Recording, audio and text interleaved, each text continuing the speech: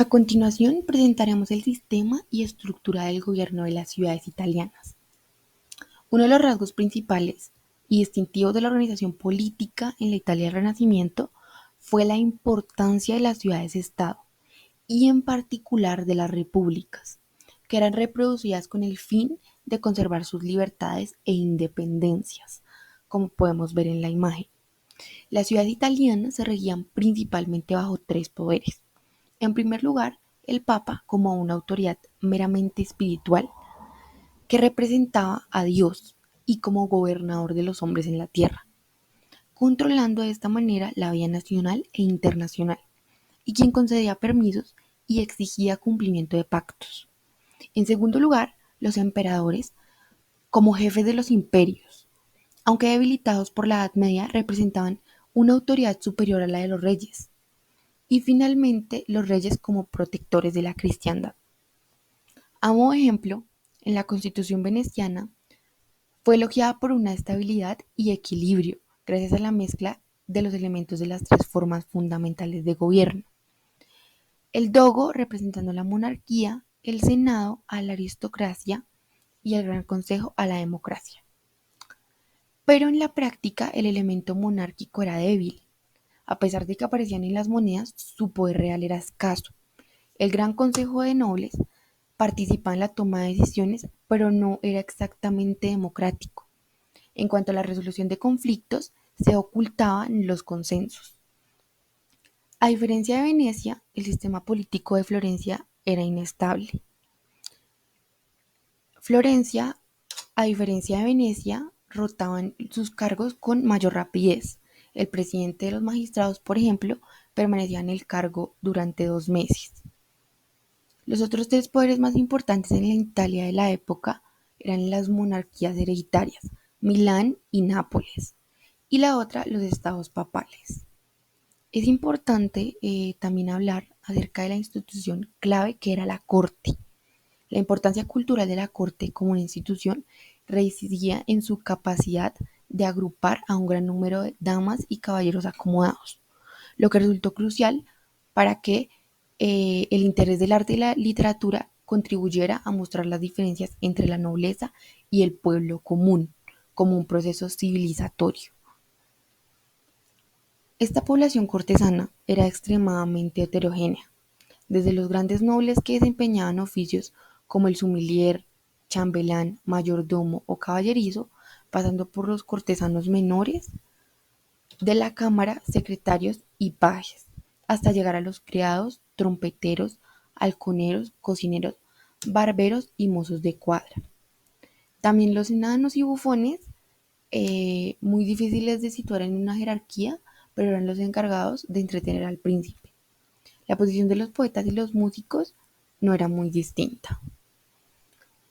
Un elemento clave de la corte era que cumplía con dos funciones cada vez más divergentes, la privada y la pública. Era la casa del príncipe y la administración del Estado. El príncipe generalmente comía con sus cortesanos. Cuando viajaba, la mayor parte de la corte se desplazaba con él. A pesar de los graves problemas logísticos de transporte, alimentación y alojamiento, se planteaba un grupo equivalente a la población de una ciudad pequeña. La corte pretendía ser equivalente a lo que planteaba Platón sobre una república ideal. Además, fue un ejercicio de relaciones públicas muy importante en las ciudades italianas. El papel del Papa, como cabeza de la Iglesia y gobernante de los estados, daba cuenta de las diferencias entre un individuo y su cargo. Como ejemplo tomamos a Florencia y Venecia, que crearon diversas comisiones especializadas en comercio, militares y asuntos marítimos, pues esto con el objetivo de desarrollarse de forma adecuada en estos tres aspectos anteriormente mencionados. También en la Italia del Renacimiento, la diplomacia pues avanzó un poco y se convirtió en una actividad especializada y profesional. Pues podemos distinguir en dos sistemas políticos predominantes, el patrimonial, el cual era menos especializado en temas burocráticos y políticos, más concentrado en lo cultural y lo preestablecido. Y puede decirse que las personas que estaban aquí no tenían conocimientos específicos sobre la vida política y democrática. Y el burocrático, el cual era más especializado, compuesto por profesionales, los cuales se ganaban sus puestos por el mérito, por medio del mérito. Además, pues estas personas ya acudían a la razón, estaban más especializadas, tenían conocimientos más específicos sobre la vida política dentro pues de este campo como tal. Y por otro lado, en las repúblicas existían un patronazgo civil, siendo su apogeo vigoroso la Florencia del siglo XV, cuando los artesanos aún tenían participación dentro de la vida política y pues dentro del gobierno como tal. Para la comprensión de las ciudades italianas es necesario realizar una revisión conceptual al mismo término. Para ello, nos tendremos que remontar al mundo griego y en específico a la Atenas del siglo V, ya que Atenas fue la primera ciudad-estado consolidada en el mundo occidental. Esta ciudad-estado, esta Atenas del siglo V, estaba caracterizada por ser una ciudad metropolitana e imperial con un comercio densamente activo y tenía pues una establecida la constitución democrática y moderada. Eh, la, la Atenas del siglo V presentó la resistencia que posterior a las guerras persas se consolidó como una metrópolis cultural y política. Las principales características de esta primera ciudad-estado eh, tenemos que dejar la claridad que se realiza una distancia profunda a nuestra concepción actual de Estado, ya que allí las ciudades no pasaban de los 300.000 habitantes y su organización, su estructura social estaba dividida en tres clases: los esclavos, los extranjeros residentes y los ciudadanos, que eran los únicos que contaban con los derechos políticos y jurídicos en la ciudad-estado. Es de esa manera que a partir de la comprensión del origen de esta primera ciudad-estado en el mundo occidental, podemos dar paso siglos después, procesos económicos políticos densamente explicados que surgen en las ciudades-estado italianas. Que para empezar tenemos que comprender que estas ciudades-estado italianas presentaban la característica de tener poco territorio pero mucho poderío político y financiero, y esto era lo que permitía que surgiera esta independencia mutua, que es la característica principal. Em, para ello también vamos a realizar una pequeña contextualización, y es que en Italia, pues la vida urbana sobrevivió junto a las instituciones, principalmente en ciudades como Venecia, Milán, Florencia y Génova, lo que les permitió consolidarse como metrópolis comerciales y conquistar esa independencia respecto a las soberanías formales que se vieron reducidas. A partir del siglo XII, las ciudades italianas eran capaces de derrotar los ejércitos del Sacro Imperio, esto hablando de una contextualización histórica, en el campo de batalla. A partir de allí entonces no existían las monarquías, no se buscaba consolidar una monarquía, pero sí unos estados y unas ciudades independientes. Ya se empezaba a hablar que ciudades como Venecia, Florencia y Milán contaban con más de 100.000 habitantes, que existía una vida política libre, caracterizada por la oratoria civil, y que los privilegios reales permitían una fuerte identidad de los habitantes. También es necesario destacar que en esta conformación de las ciudades-estado, las concesiones no eran necesarias. Lo que se volvía necesario, lo que era una condición, era contar con un ejército y un poder político, lo que genera que la ciudad es sensible a las asambleas públicas. Esto explicado a partir de la participación que se generaban en los habitantes en lo que es la elección, en lo que es la formación, la participación que generaba el pueblo para las decisiones que se tomaban en la ciudad-estado. Por otra parte, se tenía como mucho el carácter de que los habitantes escribían obras al servicio de la ciudad-estado para construir lo que ya mencionaba sobre la identidad y un mundo de valores colectivos. Por último, pues esta ciudad-estado tiene como objetivo, y era una condición, que es evitar la concentración de los poderes en pocas personas o familia. o familias, sí. Entonces, pues ya de esta manera es como conceptualmente se generó lo que fueron las ciudades-estado italianas, que fueron pues claves, dejaron ideas de inspiración para los cambios de la historia occidental y bueno, e incluso podemos hablar que fueron la principal inspiración para movimientos republicanos del periodo moderno. Podríamos hablar de la Inglaterra revolucionaria del siglo XII e incluso Países Bajos. La ciudad de Siena se encuentra ubicada en lo que actualmente conocemos como la región de la Toscana, o en la Edad Media conocida como el Ducado de la Toscana. En esta zona convivían las dos grandes potencias de la época, la ciudad de Florencia y la ciudad de Siena. La anterior ciudad mencionada será explorada un poco más adelante. Siena era considerado un gran centro económico y de producción artística. Además, es importante mencionar que en Siena predominaba un sistema de gobierno republicano, el cual consistía en la elección de representantes por parte del pueblo. Además, que aquellas personas que elegían a aquellos representantes eran consideradas de clases sociales elevadas. Eh, para hablar un poco de las representaciones artísticas, vemos que no solo Florencia y Siena luchaban económica o militarmente, sino también estas luchas trascendieron a las fronteras artísticas, tanto así que Siena creó la Escuela de Arte de Siena, pues la cual rivalizaba con las expresiones artísticas de Florencia, con los intereses artísticos de Florencia, ya que los principales intereses artísticos de Siena eran el estilo gótico, buscando expresiones más poéticas y idealistas.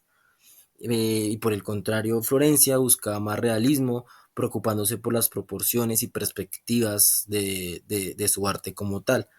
Además, cabe resaltar que Siena pues exaltaba la expansión o la organización urbana, ya que pues como vemos en el lado derecho de la presentación podemos observar la alegoría del buen y del mal gobierno, y al lado izquierdo podemos observar la planeación de cómo quería que se constituyera Siena o se organizara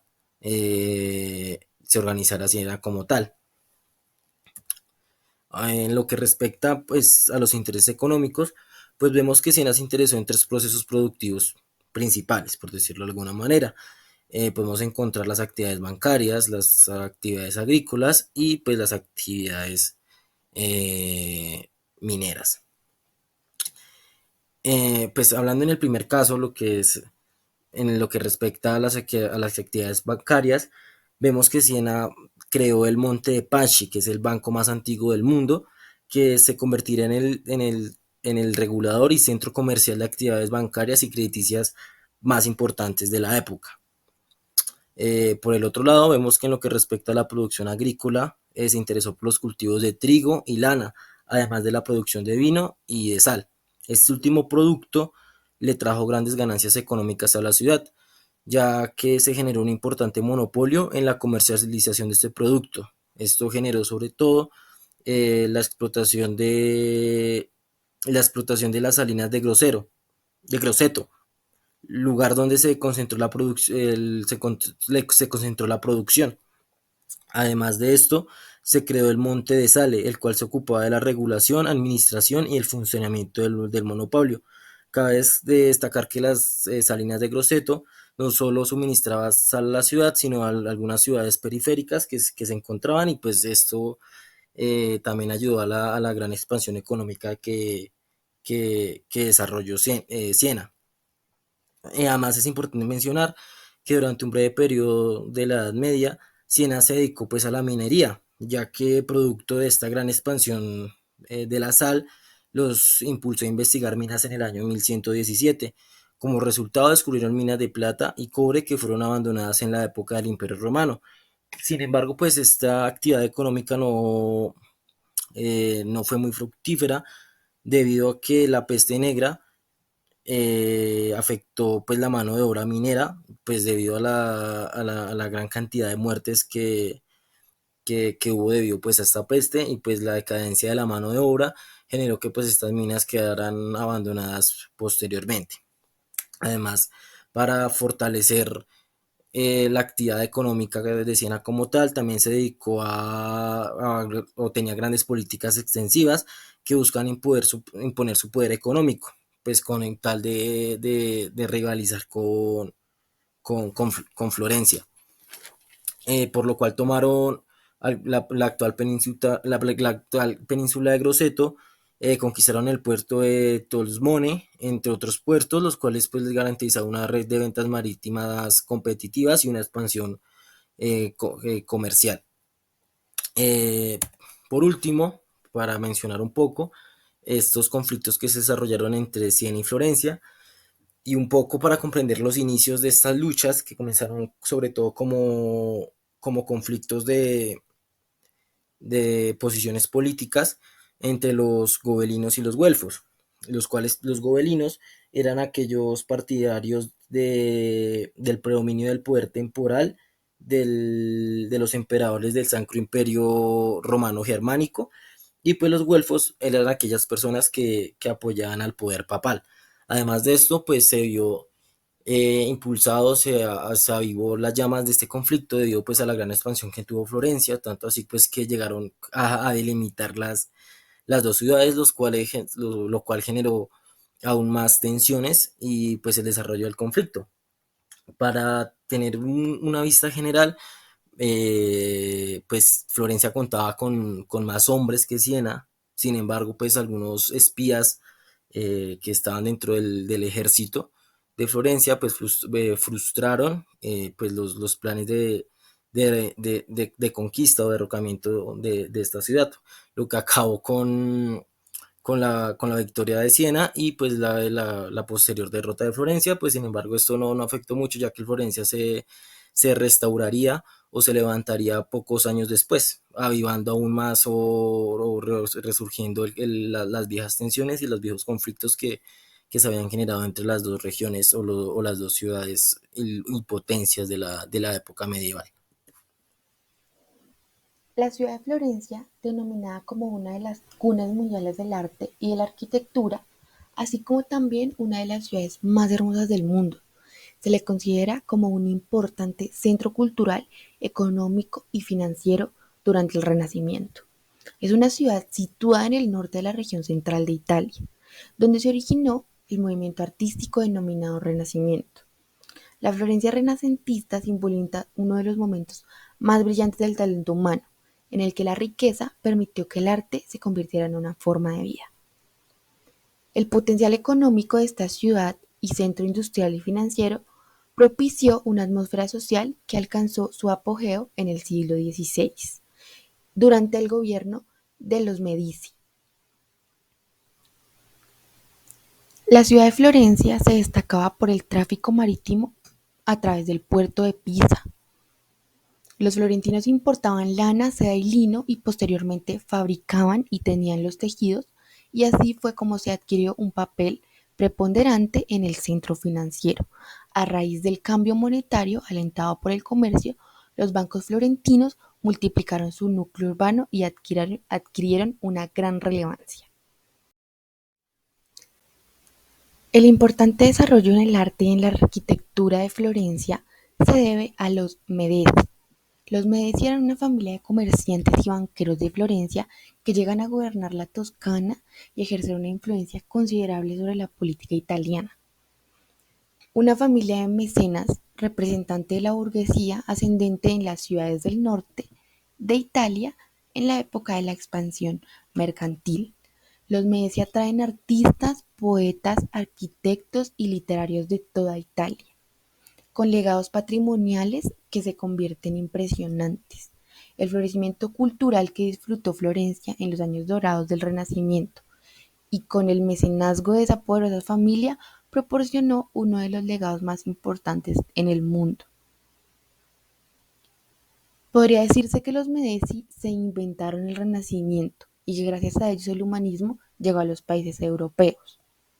Aquella familia eh, prosperó gracias al genio y el arte Brunelleschi, Botticelli, Leonardo da Vinci, Vasari, Leslie y Miguel Ángel. Algunas de sus mejores obras se rindieron en pleitesía por el clan florentino. Su empresa familiar era a la vez una banca, casa comercial y centro de fabricación que les permitió acrecentar su fortuna e iniciar el legendario mecenazgo. La ciudad de Venecia fue una ciudad-estado ubicada al noroeste de Italia. Representaba la ciudad italiana más rica, poderosa y poblada, en parte gracias a la herencia bizantina que le permitió el desarrollo de un vasto imperio comercial. De igual manera, su estructura política y social, que era capaz de integrar a los extranjeros, fueron claves en el desarrollo de su economía como un vasto imperio comercial. De igual manera, una de las potencialidades de la ciudad-estado de Venecia fue la expansión de su territorio. En primer lugar, pues la ciudad-estado de Venecia controlaba territorios conocidos como los terrafermos, que estaban conformados por pequeñas ciudades tales como Padua, Brescia y Verona. No podemos ignorar, en cuanto a la comprensión de la ciudad-estado de Venecia, la situación geográfica que la caracterizaba. Venecia era una laguna que esta situación de encontrarse aislada generaba como una separación entre lo político, lo económico y lo cultural frente a las otras ciudades occidentales. Venecia tenía unas particularidades tales como que fue una ciudad separada de tierra firme hasta mediados del siglo XIX, que era una ciudad a la cual solo se podía acceder por medio de vías marítimas. También en la construcción de la ciudad de Venecia se relata que no se construyó a partir de fundaciones antiguas. Y por último, que la ciudad de Venecia está formada por pequeñas islas unidas entre sí y que son autónomas. La particularidad de cada una de estas islas se presenta por medio de la presencia de las parroquias y alrededor de ellas se encuentran las casas y el comercio. En el marco histórico se destacan dos momentos en el Renacimiento veneciano: el primer Renacimiento y el Alto Renacimiento. En cuanto al primer Renacimiento, este está caracterizado a partir de la crisis económica de finales de la Edad Media, que generó en la población, en el sistema económico, una búsqueda de ingresos más seguros que solamente el comercio. Es allí donde aparecen las rentas de la tierra, lo que permitió en la ciudad de Venecia una expansión hacia el interior. Esta expansión se dio a partir de la conquista de tierras hacia los Alpes, en las llanuras entre ríos, hasta llegar a la frontera con el Ducado de Milán. Allí pues existieron enfrentamientos con los Visconti y posterior a ello Venecia logra consolidarse como una región que domina los estados aledaños. De igual manera, en todo este recorrido Génova, después de 4 guerras con Venecia, se establece como el enemigo marítimo más grande de Venecia. En cuanto al interior de este primer renacimiento, también podemos encontrar un poder económico establecido en Venecia, ya que era el centro del tráfico y el comercio de toda Europa.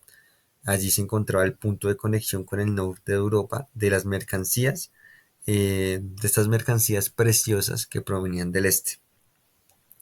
Ya en una ubicación temporal más o menos en la mitad del siglo XV, podemos hablar de una continua expansión que ya podría incluir ciudades como Verona, Padua, y que esto permitía pues el surgimiento y el desarrollo de una abundancia económica que aseguraba importantes encargos artísticos, algo que ya vamos a profundizar cuando hablaremos de la economía. De igual manera, en el Alto Renacimiento, aquí en la diapositiva podemos ubicar un mapa de Italia en 1494 y el primer mapa que vemos es de Italia en 1402. Ya cuando nos ubicamos en Italia de 1494, podemos observar cómo la República de Venecia tiene en su dominio ducados y poblaciones aledañas, las cuales pues representan toda esta expansión territorial que se dio a partir del primer Renacimiento. En el siglo XVI, Venecia se consolida como el centro artístico gracias al comercio y la mercantilización del mismo y lo que la situación geográfica permitía establecer puertos donde los artistas tenían una posición privilegiada y de alguna manera la seguridad de un flujo económico. Por último, en este alto renacimiento se estableció como objetivo la conversión de un imperio marítimo en una potencia continental.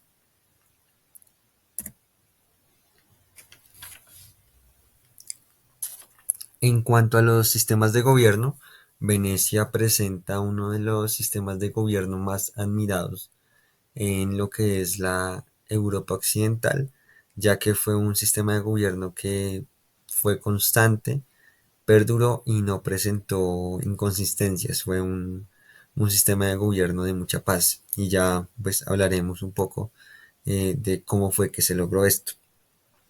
Para empezar, pues tenemos que dejar la claridad de que Venecia no fue nunca una monarquía hereditaria, sino una república, la cual estaba caracterizada por un jefe de Estado llamado Dux y distintos órganos de gobierno que eran elegidos. Pero en este proceso de elección existía una república de carácter aristocrático, ya que al interior existían 1.700 varones mayores de 25 años, de familias en específico de la ciudad de Venecia, que eran los que podían ser elegidos para estos cargos y a su vez los encargados de elegir a las personas que serían cargo de los altos puestos del gobierno. Esta elección se realizaba en el Mayor Concilio, que era un consejo clave en el sistema político de Venecia, compuesto por estos mismos 1.700 varones. Venecia presentaba la particularidad y es a su vez una potencialidad en cuanto a lo que les mencionaba que Venecia presentaba uno de los sistemas de gobierno más admirados y es que no existía jerarquía alguna.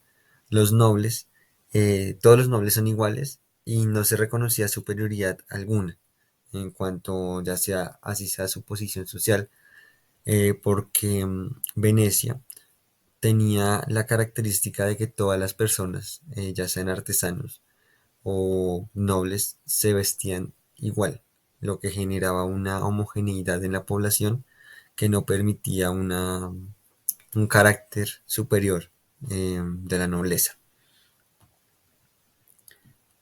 También, pues, de destacar en cuanto a este sistema de gobierno, es que el poder del Dux era poco, no tomaba un protagonismo total, ya que las decisiones que se tomaban las tomaba en colectivo con los otros órganos del gobierno, bien llamados nobles. En cuanto a los órganos colegiados que podemos identificar en este sistema de gobierno, existen el Mayor Concilio, que es lo que les mencionaba de los 1.700 varones. Por otro lado, el Senado, que tiene 200 miembros, y el Concilio de Dieci.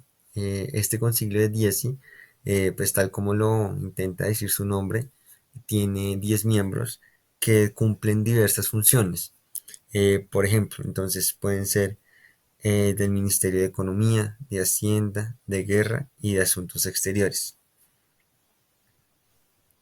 Y en cuanto, como para responder esta pregunta que nos planteábamos inicialmente de por qué este sistema de gobierno fue tan próspero y estable, podemos justificarlo a partir de la autorregulación, del autocontrol de que existía de la nobleza y en este sistema de gobierno. Una de las características principales era que existían unos límites en el ejercicio de poder para evitar un golpe de la monarquía, para evitar que se fragmentara el poder y una parte en específico de los nobles quisiera establecer una monarquía hereditaria inexistente en este sistema de gobierno. Entonces, en este mismo sentido, estos límites del gobierno se establecían en que los cargos públicos, los cargos de gobierno, eran en una temporalidad de 1 a 5 años y a su vez no existía la posibilidad de ser reelectos. Por último, en cuanto a la división social, entre comillas división social, porque ya como les mencionaba no existía una jerarquía, estaba dividida en tres: los nobles, los ciudadanos, que entre la categoría de los ciudadanos entraban los profesionales y los comerciantes, y por último los artesanos y o pues los trabajadores manuales. Para terminar, en cuanto a los sistemas de gobierno, tenemos que destacar y reconocer la importancia de un elemento de cohesión social que permitió el, el desarrollo de este sistema de gobierno, que fue la vida parroquial. Como les mencionaba en un principio, las islas que hacen parte de Venecia tenían una parroquia en su centro y alrededor de ella se encontraba el comercio.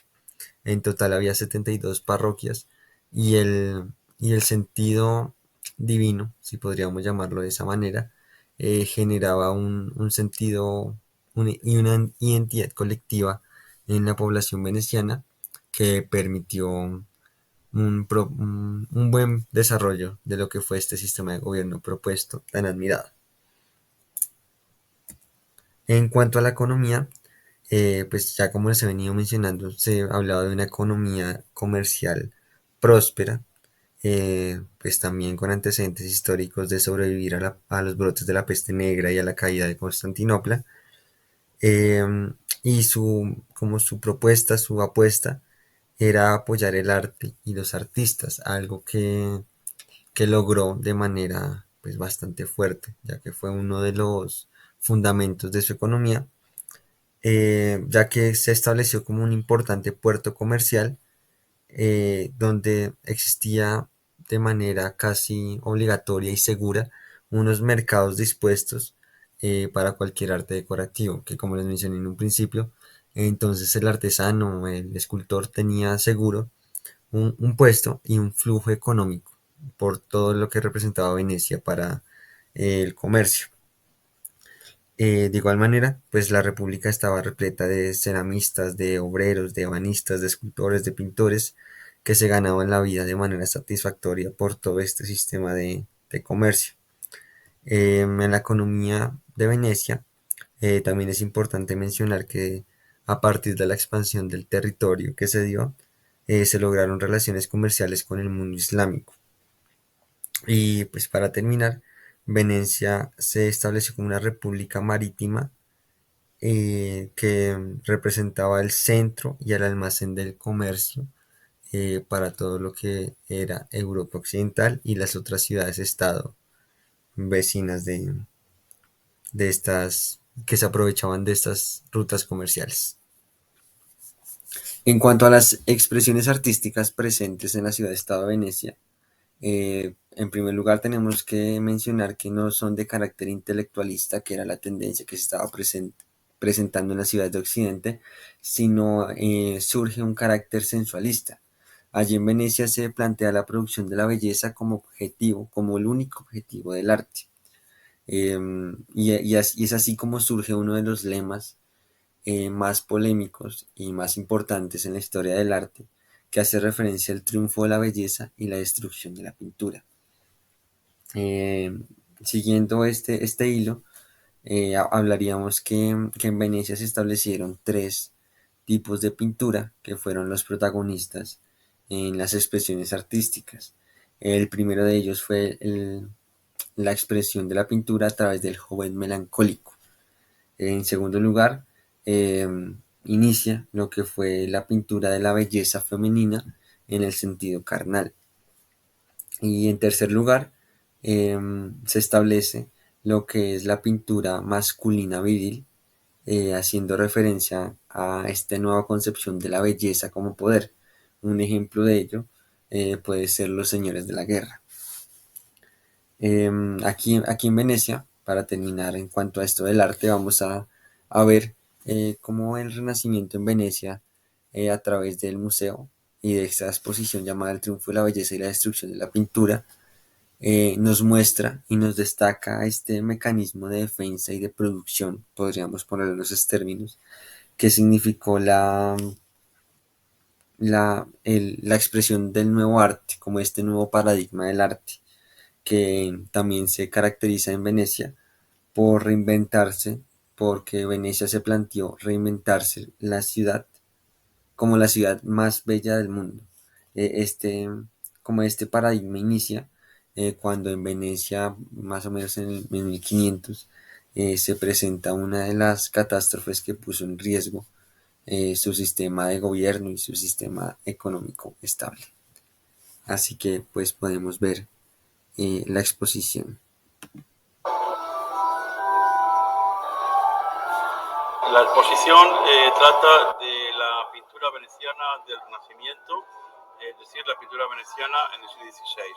Es uno de los grandes periodos del Renacimiento y en realidad de la historia de la pintura de todos los tiempos, porque en Venecia se reúne una serie de pintores, fundamentalmente Tiziano, Tintoretto, Veronés, que van a plantear una manera de pintar basada en el color que se va a convertir en fundamental prácticamente hasta nuestros días. Son 88 pinturas, obras de arte, algunos libros y algunas esculturas, pero fundamentalmente son pinturas de estos grandes maestros. Podemos ver cuál es la idea del retrato, cuál es la idea del paisaje, cómo se representaba el poder político y social, cuál es la idea de la belleza en la mujer, es decir, los temas clave de esa creación de la belleza típica de la pintura veneciana.